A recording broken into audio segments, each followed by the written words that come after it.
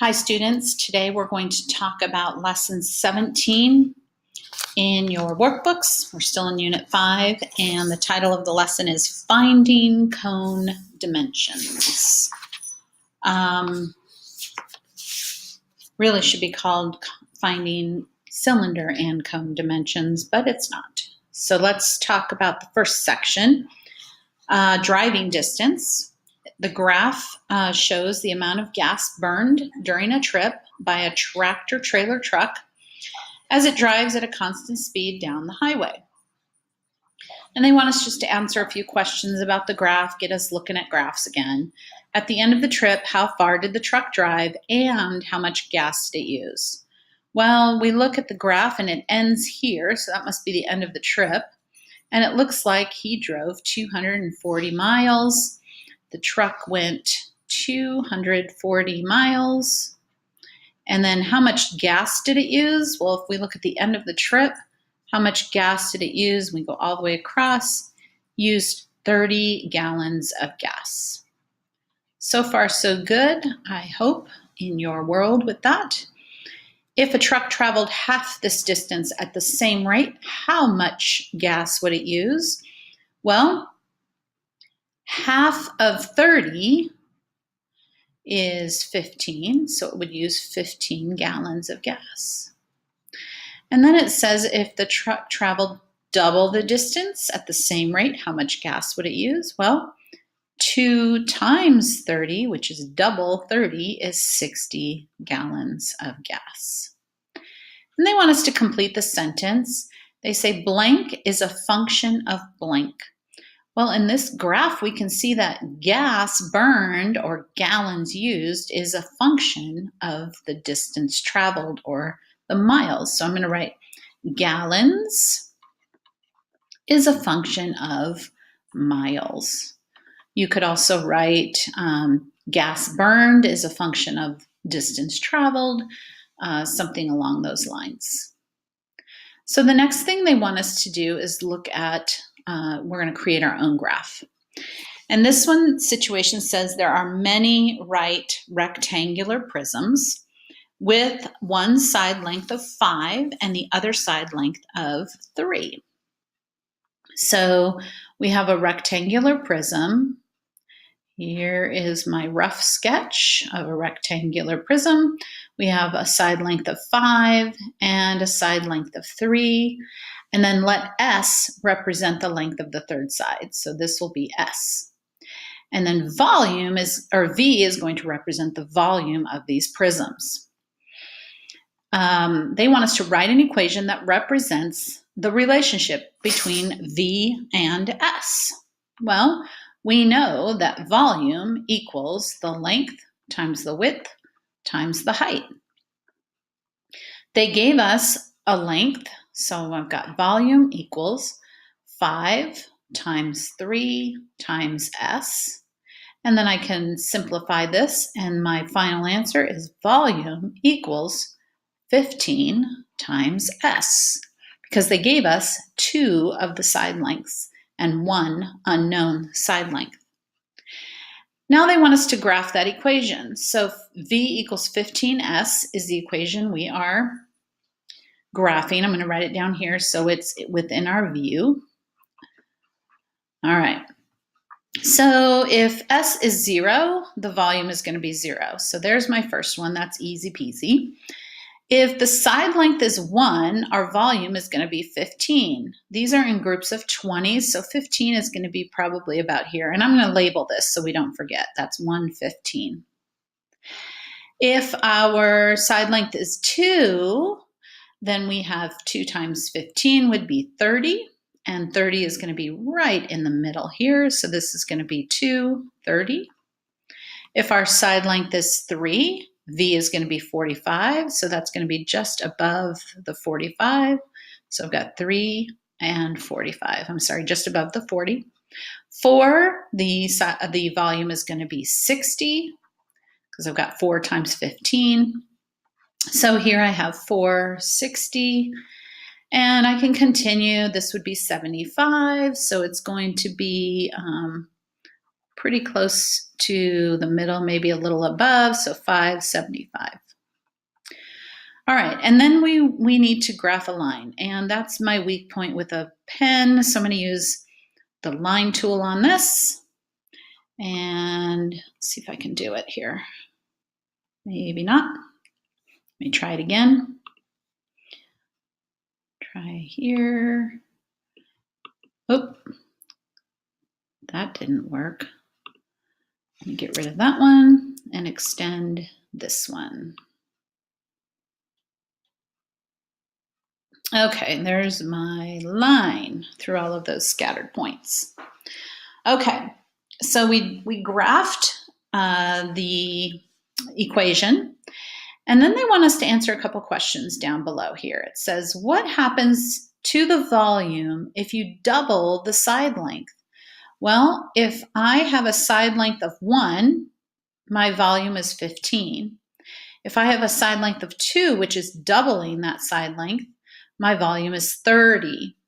So what happened to the volume when I doubled the side length? The volume actually doubled as well.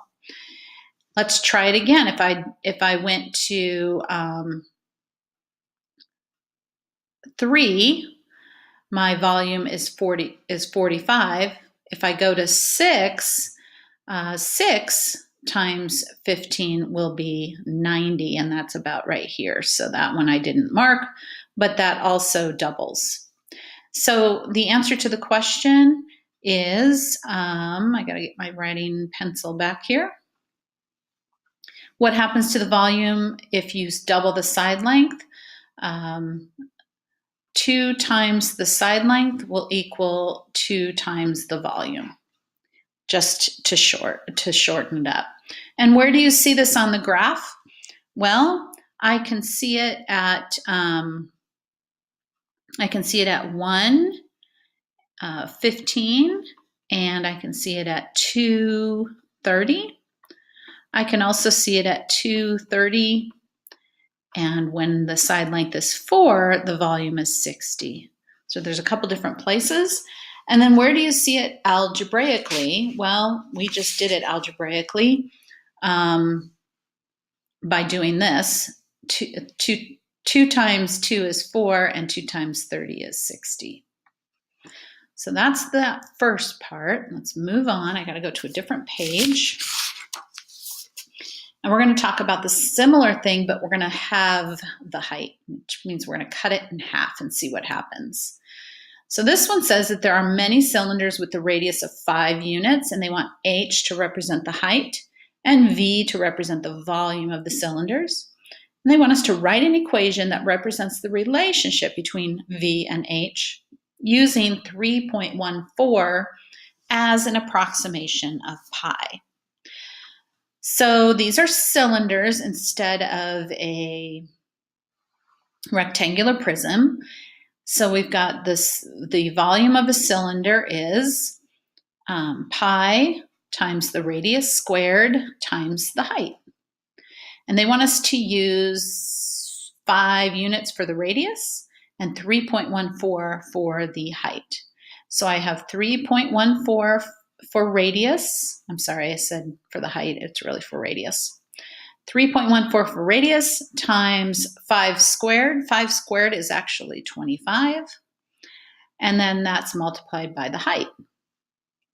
If you get your calculators out, 3.14 times 25 is actually 78.5, and that's multiplied by the height. So here is the equation that represents the relationship between the volume and the height. And then they want us to graph it. So I've already labeled my graph. You may want to pause the video and label yours as well before we continue. But basically, when the volume is 1, so again, I'm going to write my equation over here because I can't see it out of this view. When my volume is 1, when my height is 1, my volume is 78.5. So that's going to be right about here. So I'm going to label it 178.5. When my height is 2, my volume is going to be 157. So here's 2, and 157 is going to be just above the 150. I'm going to label that. Maybe. Command Z. Let's try it again. 2, 157. When my height is 3, my volume is going to be 235. So 3, 235. And I'm going to do one more. When my height is 4, my volume is 314. So 4 and then 314. Okay. And then I'm going to get my line tool. And we're going to draw a line for that graph. Start here. We're going to go straight up. Oh, that's pretty good. I was surprised that I had them that accurate. Okay, then, so there's my graph. The last question says, well, what happens to the volume if you have the height, which means cut it in half? So if I have a volume of 2, if I have a height of 2 and a volume of 157, and I cut the height in half, what happens to the volume? Well, it also is cut in half. So the volume decreases by half,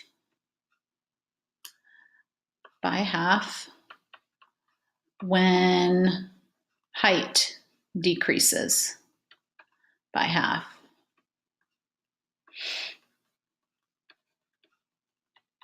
Okay, that's a little better explanation than the last one. Then they say, well, where can you see that on the graph? Well, I just gave you 2 points. Well, 2 and 157 and 1 and 78.5 will also give that to you. And how can you see it algebraically? Well, if you multiply 78 times half of h, this is also going to be cut in half. You can also look at it here. 2 divided by 2 is 1, and 157 divided by 2 is 78.5. All right, that's it for that page. We are rocking and rolling through this lesson. Okay, we're going to talk about figuring out cone dimensions now. So you got to remember the formula of the volume of a cone is actually, I'm going to write that up here, is actually 1/3 times the pi times the radius squared times height. So those are formulas you're going to just want to stick in your brain and remember them for a little bit while we're working in all of this. So it's got a graph of the relationship between the height and the volume of some cones with the same radius. And they want us to answer some questions. What do the coordinates of the labeled point represent? Well, here's the height of a cone at 10, and this is actually the volume of a cone. So what does that coordinate represent? It represents the volume of a cone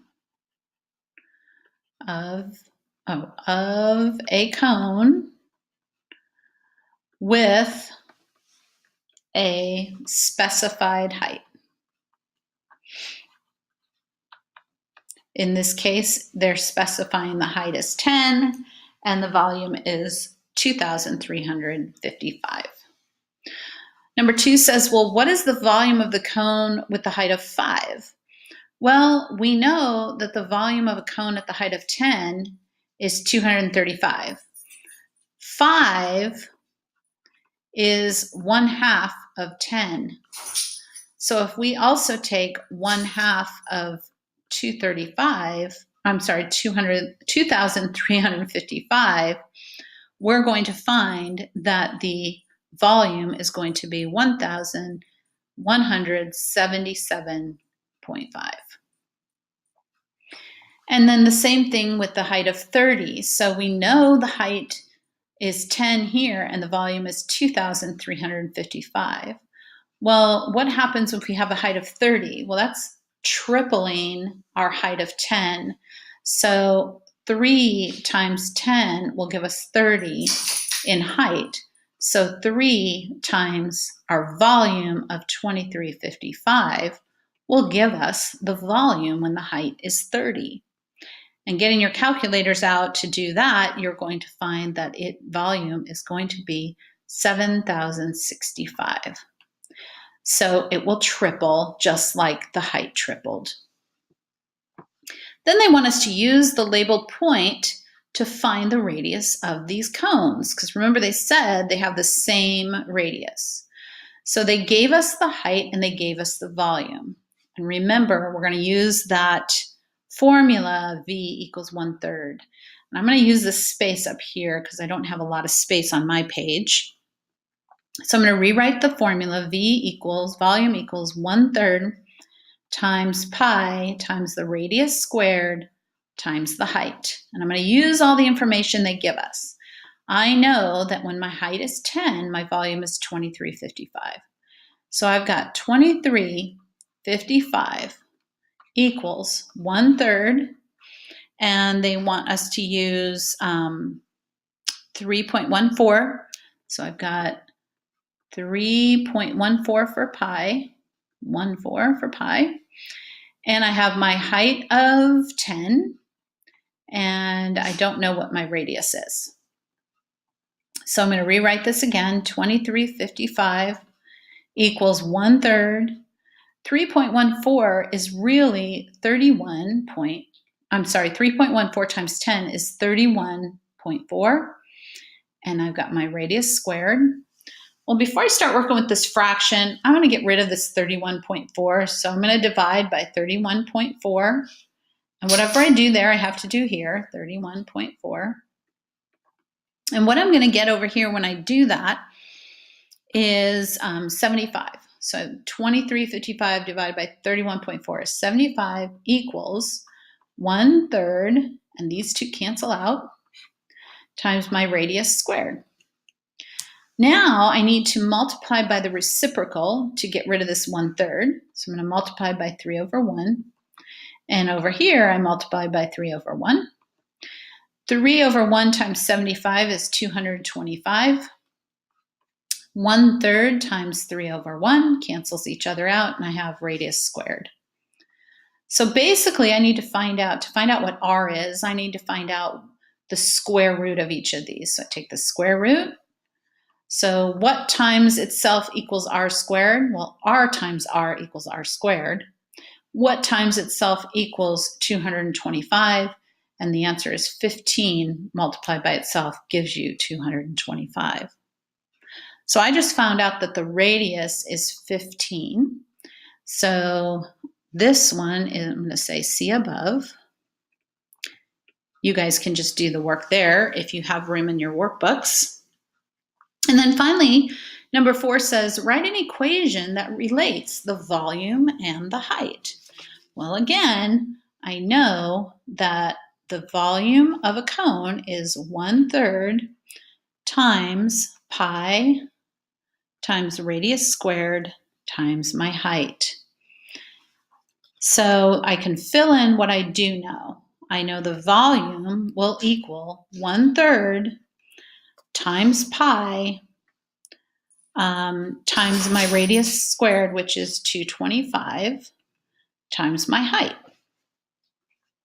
And again, without getting rid of that pi symbol, without using 3.14, if I take 1/3 times 225, I'm going to get the volume equals 225 divided by 3 is 75 times pi times my height. And if they tell you, and this one they didn't tell you to use 3.14, but if they tell you to use 3.14, you would replace that the pi symbol with 3.14 and multiply it out. But they didn't tell us to do that in this number 4, so I'm going to leave it that way. So basically what we looked at here is looking at cylinders or any sort of prism. In this example, they're saying if we have a cylinder with a radius of 5 centimeters, As the height of the water increases, the volume of the water increases as well. So we can say that the volume of the water in the cylinder depends on the height of the cylinder. And we can represent that with this equation, just like the one above that we came up with V equals 75 times pi r, or times pi height. This one is the radius squared in this occasion, in this situation is 5, so we can do pi times the radius squared, which is going to be 25 times our height. And we can do the same thing with cones and with rectangular prisms, and they all represent linear relationships or functions, and that's basically the lesson.